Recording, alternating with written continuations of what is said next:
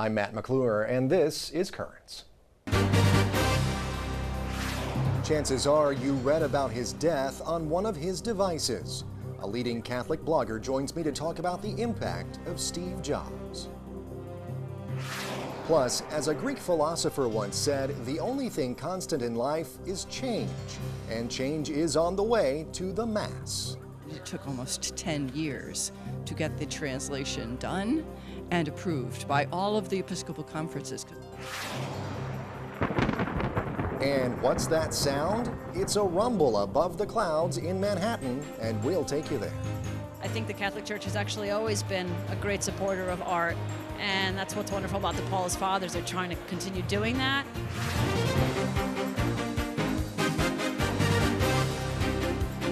Well, good evening. Thanks so much for joining us tonight. He was a man that arguably revolutionized how many Americans and people around the world live. Steve Jobs, the co-founder of Apple, died on Wednesday. He was just 56 years old. Jobs was a visionary, creating Apple in his basement along with 3 other men when he was just 21 years old. He was actually kicked out of the company in the mid-'80s following a power struggle. Jobs eventually started another company that was bought out by Apple in 1996, returning Jobs to the Apple fold. And it was during his second tenure at the company that Jobs and Apple became household names. The company rolled out innovation after innovation, including the iMac, the iPod, iPhone, and most recently, the iPad. Well, joining me now to talk more about Steve Jobs is a man who's made good use of Apple's technology to cover the worldwide church, Rocco Palmo. He's the author of the blog Whispers in the Loggia. Rocco, thanks for joining us. Really appreciate it. Anytime, Matt. How's it going? Good, very well. And, I guess to start out here, I just want to ask, is it possible to overemphasize how much Steve Jobs affected the world and the way that we all communicate? I mean, last night I was, I forget exactly where I was, but I was walking around the city somewhere, and got the buzzer went off in my pocket, and took out my iPhone and read that Steve Jobs, the man responsible for that very gadget I was reading this announcement from, had died. So, I mean, I think that's probably true for a lot of people. So is it possible to overstate here how much of an impact he's had? I don't think so, Matt, because as I'm talking to you, talking to you on my iPhone, I've got my MacBook right in front of me, the iPad's right across. But, just the other day, I mean, back in June, Apple announced that they had sold 200 million iOS devices, iPhone, iPad, iPod Touch, in a matter of 4 years. Within 3 months, at the keynote on Monday, that number had become 250 million. And, when you consider how many of us either have multiples of them, or even if we can't get them ourselves, envy the people who have them, or see it as an iconic symbol of the time. Steve Jobs has created, both through his own products and everyone who's tried to imitate them, how we get in touch with the wider world in which we live, and really broken down walls and barriers. There's something very spiritual about that too. It's not just technology for its own sake. Yeah, and on your blog today, you actually reposted something, or I believe last night you reposted something that you had originally posted when he stepped down as CEO of Apple a couple months back. And the first picture there on the top of that repost is the Pope using Pope Benedict XVI using an iPad. So, I mean, this is something that, it's really, I think, a phenomenal thing when you have, a church steeped in ancient tradition now using this new technology that Steve Jobs is responsible for. So, I mean, he's really someone who's had an impact on the church as well as the world as a whole. Well, that was the most significant moment, and it's funny because the Vatican is famously aversive to product placement. The Pope, does not endorse or use kind of name brand products. So for an iPad to have been used was tremendous, and the Pope already before the iPad had already been given privately over time 2 white iPods.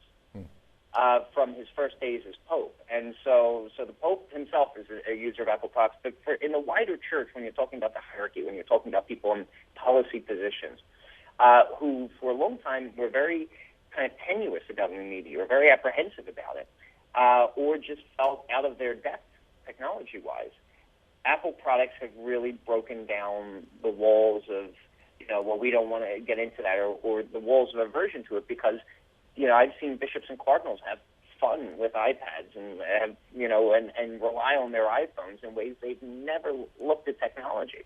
And when you talk about the church emerging into new media, it's been an immense help and guidance. And really, it's lifted the whole tide of new media in the church. The past 5 years have been revolutionary on that angle. But Apple, I think, is a huge part of why that's happened.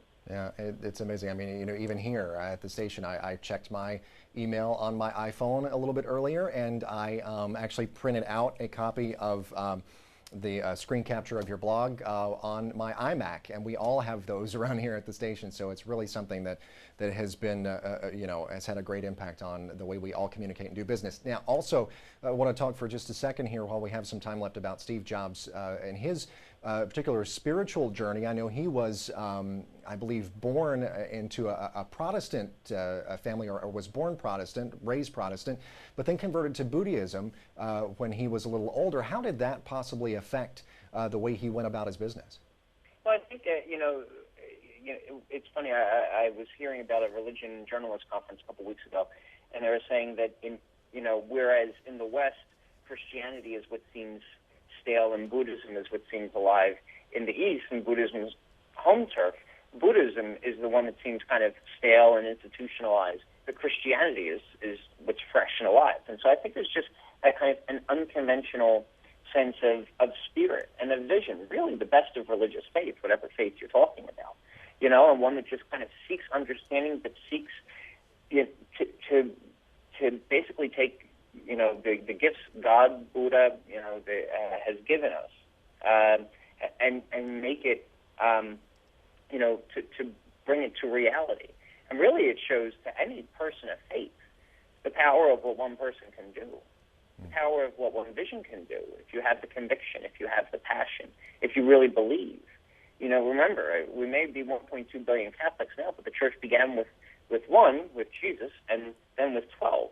Yeah. Who were sent to go out and convert the world and to teach the world. And that was the last message of Jesus. It wasn't, for all we have in the Gospels, it was go out into all the world, make disciples of all nations, be my witnesses. Yeah. And, when you look at someone with that kind of passion and with that kind of vision and with that kind of conviction, it should be a lesson to all of us that the power with even just one of us can bring to the table, and how it can change the world beyond countries, beyond faiths, and his legacy will remain with us and live long into the future. Yeah, I mean, when people say, I'm just one person, what difference could I possibly make? Just look to Steve Jobs. There you go. All right, Rocco Palmo, author of the blog Whispers in the Loggia.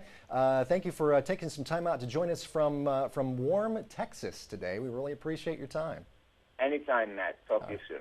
Thank you very much. Well, stay with us. There's more Currents coming up. When we return, another farewell, this one for a beloved bishop. That and the rest of the day's headlines next.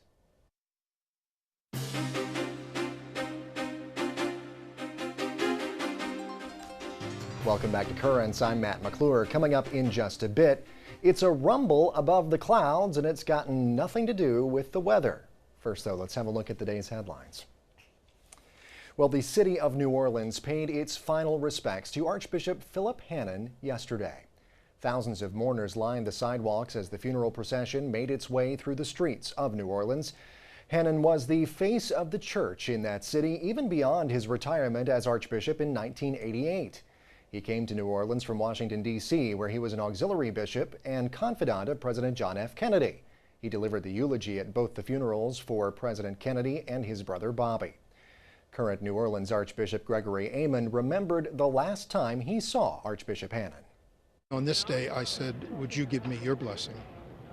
And he obviously heard me. He tried to lift his hand, and he tried to make the sign of the cross. And I will always remember that moment. Archbishop Hannon was probably best known to our viewers as the host of the program Focus with Archbishop Hannon that aired for years on Net's predecessor, the Prayer Channel.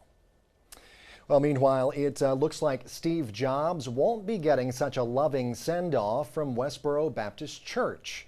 The church, which has made a name for itself picketing the funerals of celebrities and U.S. soldiers, will give the deceased Apple founder the same treatment.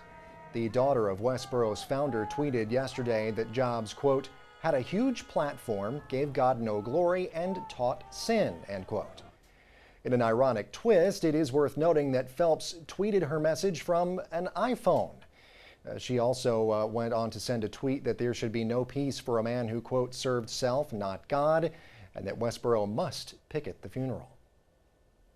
Well, meanwhile, the national director of the pro-life group Priests for Life will get his meeting with the bishop of his home diocese. Father Frank Pavone will meet next week with Amarillo, Texas Bishop Patrick Zurich. Zurich recalled Pavone to his diocese last month, questioning the financial management of Priests for Life and also Pavone's obedience to his bishops. Pavone has defended his work and said that he would consider forming his own religious order or transferring to another diocese. Well, meanwhile, the bishop of Pittsburgh, Pennsylvania, is denying outright accusations that he abused a student. We get more now from reporter Jodine Costanzo. The fear of every priest is that somehow, sometime, somewhere, somehow, someone will level a false accusation against him. That nightmare has been realized for me. The accusations are startling and made public through Facebook and blog postings. Former Quigley Catholic high school student Mike Rock, now 45, accuses Bishop David Zubik of molesting him when the bishop was vice principal there in the mid-'80s. The bishop calls the accusation false, offensive, and outrageous. Rock has not filed criminal charges or a lawsuit, but the bishop told reporters he went public to defend his reputation. And we'll go any direction we can to help victims, but at the same time, for anybody to decide to do a false accusation to demean the priesthood is something that I will defend. Bishop Zubik says the Beaver County man made the accusation in late August after being turned down to serve as a church volunteer because he failed a background check. Rock first went to the diocese last year with allegations against 2 other priests. He was given the chance to meet with Zubik and didn't respond until May. The bishop says during that meeting, Rock didn't talk about the 2 priests, instead asking the bishop to overturn the background check. The bishop said no, and not long after, Rock posted the accusations about Bishop Zubik. There hasn't been a day that I've gotten up when I haven't felt like I was in front of a train. Well, that report there from Jodine Costanzo. Bishop Zubik is a native of Pittsburgh, of the diocese there. He's been bishop there since 2007.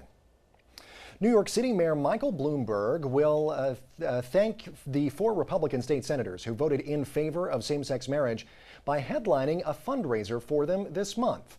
The 4 votes turned out to be the difference in the passage of New York's same-sex marriage bill. Meanwhile, City Council Speaker Christine Quinn will headline another fundraiser for Democratic state senators, all but one of whom voted for same-sex marriage. Well, a man accused of killing a bishop in Turkey almost a year and a half ago now, well, he is now on trial. Murat Altan, who had been the driver for Bishop Luigi Padovisi, allegedly stabbed the bishop to death. Altan's motive is unclear, but witnesses say he shouted Islamic slogans after stabbing the bishop. The case of a Protestant pastor in Iran who was reportedly sentenced to die for abandoning Islam is taking more twists and turns now. An Iranian official now says that reports of the pastor being sentenced to death are false. The official says that the pastor has not yet been convicted of anything. Meanwhile, another Iranian official says the pastor is considered a security threat and he's accused of running a brothel.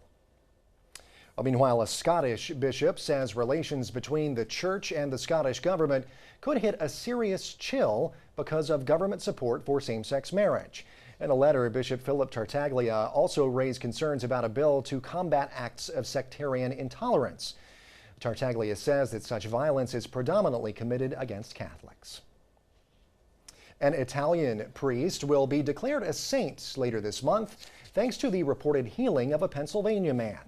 The man was in a coma for 9 days when he was 21 years old after hitting his head in a rollerblading accident. Doctors did not give him much chance of survival, but after a friend gave the man's mother relics of the Blessed Luis Guanella, doctors released him from the hospital and he returned to work 7 months after the accident. Pope Benedict will canonize Guanella and 2 others on October 23rd. And a Just for Teens Bible has become a bestseller. We get details on that story from Rome Reports. Reading the Bible can sometimes be a challenge. When it comes to teenagers, the challenge is even bigger. To make things a bit more appealing, a group developed a Catholic Bible specifically for teenagers. It was first published 6 years ago by an American institute called Fe y Vida, meaning faith and life in Spanish. Since it was designed for teenagers, the Bible has main bullet points, short prayers, drawings, and easy-to-read summaries. On their website, one can download a small portion of the Bible to get an idea of its layout, or one can even take an animated tour of its different sections. A list of resources includes a question and answer portion with relevant answers for the youth and songs that can be downloaded for free. Since this youth Bible was first published, the Institute has also launched its own Facebook and YouTube site to reach out to even more young adults.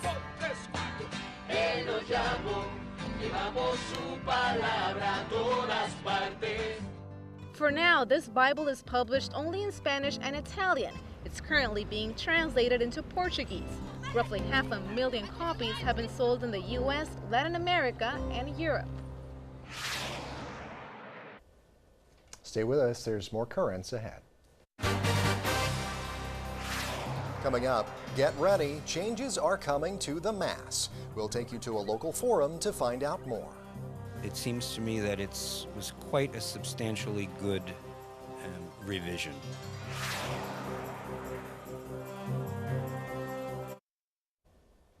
Welcome back. Well, it is almost here. Starting this Advent season, English-speaking Catholics in the Diocese of Brooklyn and across the country will be singing the same tune, but using different words.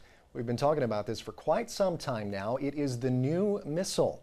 The words used both by the priest to celebrate the Mass and also by the congregation to participate. Recently, St. John's University examined the new Mass language, where it came from, and where it's going. Today we're having a series called the Three Things Talk about the revised edition of the Roman Missal. The three things are going to be kind of the history of what missals are in the Church, a focus on this revised edition as gift and challenge, and then some practical applications about the revised edition. Very often when we come into a conversation about the most recently revised English translation, we're sort of coming in the middle, if not the end of the conversation. So the piece of the presentation I was really trying to work with was, what is the background of the Roman Missal?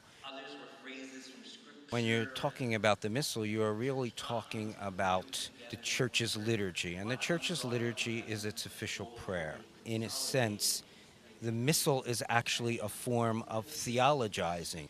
When we pray from the Missal, we are actually praying what we believe. So I think the Missal is actually quite important to our identity as Roman Catholics.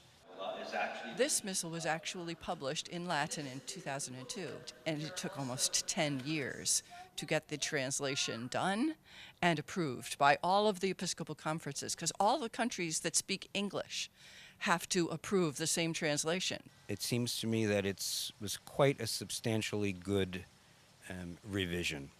I tend to think is actually a better product.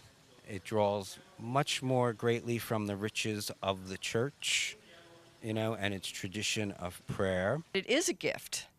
Not every gift we get we wanted or we like, but it's still an opportunity for us to look again at our liturgical experience and deepen our experience of it. My presentation, my part today, is the how-to nuts and bolts part. How do human beings who always say one thing, how do you help them say another? Usually the people are greeted by something like, "The Lord be with you," and the people come back, "and with your spirit." There's a gentleness and an intimacy that moves back and forth. St. Paul says, "Stir into flame the spirit that you received when I laid my hands on you." That little moment is to stir the spirit, is to stir the flame. And you've got to have something of yourself in it for that to happen. this is a revision, and no doubt, probably in 40 or 50 years' time, we will look at this revision and raise questions about it. I will not be around for that, I presume, but when the time comes, we'll see, I think, further revisions. This is not the last word. It's coming, whether you're ready or not. So, don't be shocked when you walk into Mass coming up in around Advent time, okay? Stay with us. There's more Currents coming up. When we return, are you ready to rumble? No, it's not a boxing match. It's an art exhibit in Manhattan. An artist with the talent that these people have is really a gift from God.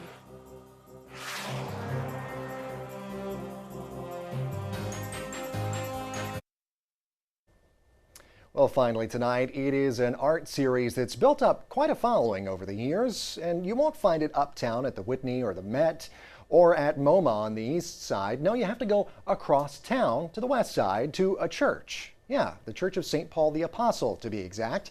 Since 2007, the Paulist Fathers have invited artists to become a part of Openings New York. That's a Paulist project for visual artists and to create new cutting-edge work to be displayed at a very novel venue. Well, this year's exhibit, called Rumble Above the Clouds, is the 5th Openings Group exhibit at St. Paul the Apostle so far, and we took our cameras to their largest exhibit to date to find out what all the noise was about. This is the 5th annual exhibit that our program, which is called Openings, has had. Openings is a collective of artists which seeks new ways and new insights into spirituality and creativity through art.